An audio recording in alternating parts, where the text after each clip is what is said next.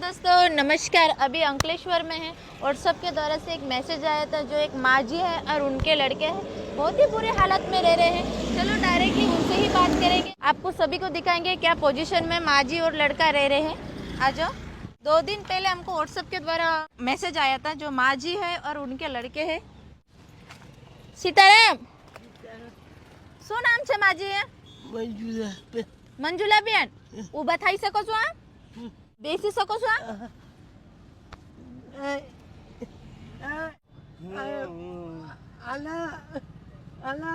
तो दोस्तों जिस तरह से माँ जी और उनके लड़के रह रहे देख सकते हो। एक झोपड़ा ही है यहाँ पे, त्रिपाल करके वो यहाँ पे और पूरा कग्गट डाला है। कुछ घर नहीं, उनको रहने के लिए कुछ भी नहीं है। देख सकते हो उनकी हालत आप।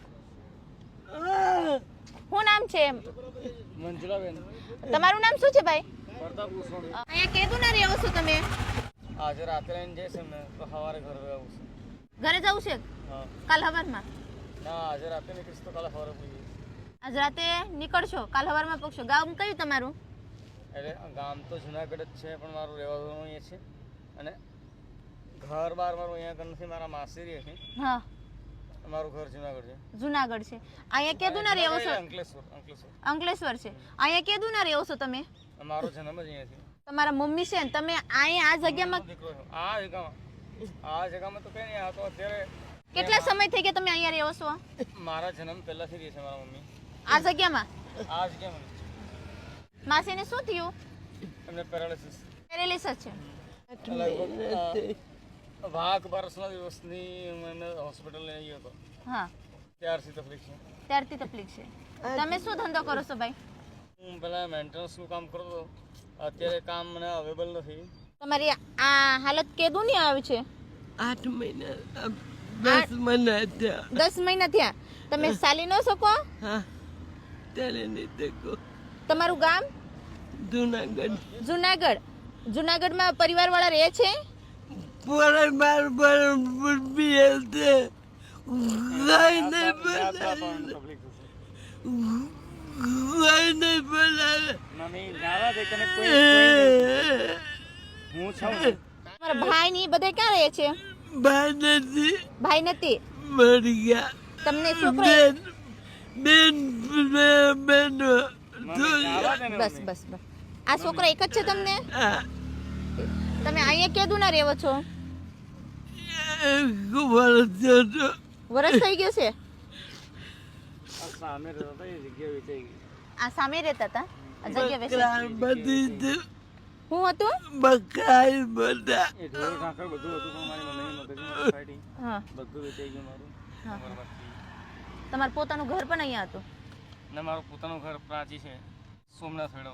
સોમનાથ વેરાવળ। એ પણ મારા એ બધું કબજો કરીને બેઠા છે, એટલા હાર તો કહું છું કે યાદ ના રહો એમને કંઈ ખોટું તો કબજો કોને કર્યું છે? મારા મામાના છોકરાએ। તમારા મામા છોકરાએ? ઘર કોનું છે? એ પોતાનું છે મારું। પોતાનું ઘર છે, તમારા મામા છોકરાએ કબજો કર્યું છે। કઈ જગ્યાએ લડું હું અહીંયા? મારું આને સાચું કે એને સાચું? એમની તબિયત તો પહેલેથી ખરાબ જ ગઈ છે। હા, તમને અત્યારે શું જરૂરિયાત છે? તમને શેની મદદ જોઈએ છે? મારે મદદ તો જોઈએ છે, એમની ટ્રીટમેન્ટ જોઈએ બસ, હા, બીજું બીજું કંઈ નહીં। રહેવા માટે કંઈક અહીંયા તમારે રહેવું છે કે બીજે કંઈક સંસ્થામાં જવું છે, કંઈ એવું કંઈક કરવું છે તમારે કે જ્યાંથી તમારા મમ્મીને તમને હાચવી શકો, તમે પણ કામ કરી શકો? તું વિચાર લે। તમારે અહીંયા જ રહેવું છે માસી? અરે વાંધો નહીં, હવે અમે આવી ગયા છે માસી, તમે ચિંતા ન કરો। તમારે કેમ કરવું છે? અમારા હારે આવવું છે કે તમારે અહીંયા રહેવું છે? કેમ કરવું છે? ભાઈ આવ્યો તો હું આવું। ભાઈ આવશે તો તમે આવશો? કેમ કરવું છે ભાઈ?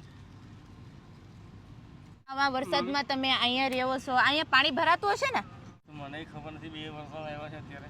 જમવાનું અહીંયા બનાવો છો કે બહારથી લેતા આવો છો?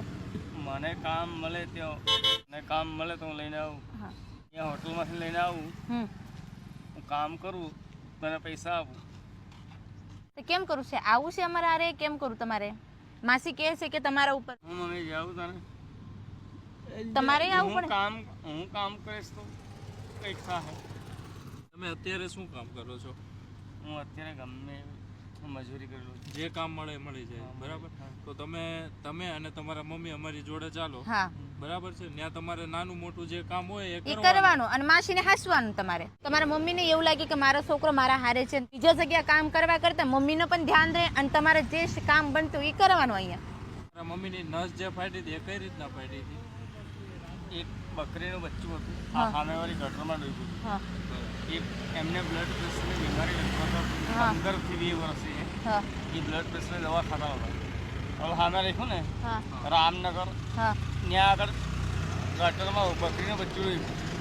તો મારી મમ્મીને જાનવર બહુ વાળું હોય હા એ ધોઈડી હળી મૂકીને હા કાઢી ન હોય કે પણ બાજુનો ગલ્લાવાળો છે, ગલ્લાવાળા આવીને કાઢ્યું એને હા કાઢ્યું ને ત્યાં સુધીમાં એમ એક ડાબા હાથમાં એમ ખાલી જેવું ચડી ગયું.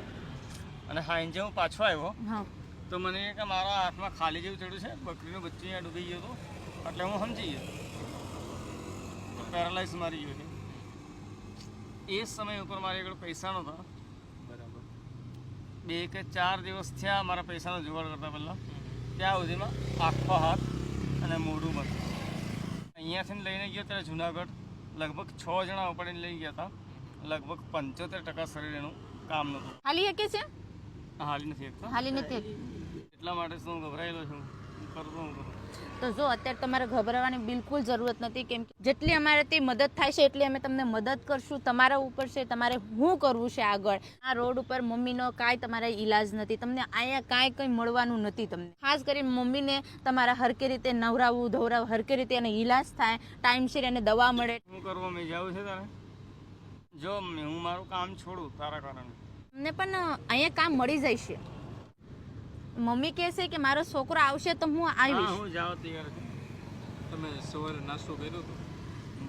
नहीं लेता हूँ ना जाओ नाश्ता। दोस्तों जिस तरह से माँ जी और उनके लड़के का हालात है आप देख ही सकते हैं। माँ जी को पैरालिस है और कुछ भी उनका शरीर में एक्टिव कुछ नहीं कर सकते, वो उनके चल भी नहीं सकते, वो खटिया के ऊपर जैसे बैठे वैसे हालत में वो रहते हैं। वॉशरूम है, नहाना धोना कुछ भी नहीं करते हैं। जो भी उनका लड़का है वो जितनी बनती उतने बेचारे उनकी सेवा करते हैं। लेकिन अभी जिस तरह से वो रह रहे हैं, काफ़ी सारी बारिश का भी समय, काफ़ी सारा यहाँ पे पानी भर जाता है और देख ही सकते हैं अपना माहौल आप देख सकते हो कैसा यहाँ पे कचरा है। इस कचरे के अंदर उनको दोनों को रहना है, मतलब बहुत ही बड़ी बात है। चलो कोई बात नहीं दोस्तों, जितनी बनती वो कोशिश उतनी हम करेंगे और जितनी हमसे मदद बनती है हम उतनी भी करेंगे। मैं रांधो છો કા રસોઈ ક્યાં બનાવે છો? અહીંયા ચૂલા ઉપર આ કઢાઈ શું બહાર વાસણ છે તમારા પાસે? ના એક કઢાઈ છે હા. એની અંદર ચા બનાવું ને એની અંદર શાક બનાવું. હા ત્યાંથી મારે અહીંયા આવવું પડે કામ કરવા માટે.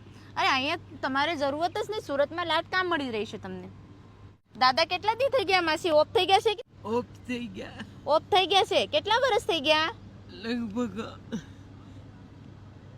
5-7 વર્ષના 500 વધારે મમ્મી વધારે અત્યારે 15 વર્ષ. 15 વર્ષ થઈ ગયા છે. સૌથી પહેલા મારા પપ્પા જે હતા તમે કેટલા ભણેલા છો? હું 10મું ભણેલો છું હા પણ ઓટોમોશન એન્જિનિયરિંગમાં બહુ માસ્ટર માઇન્ડ કારીગર છું હું.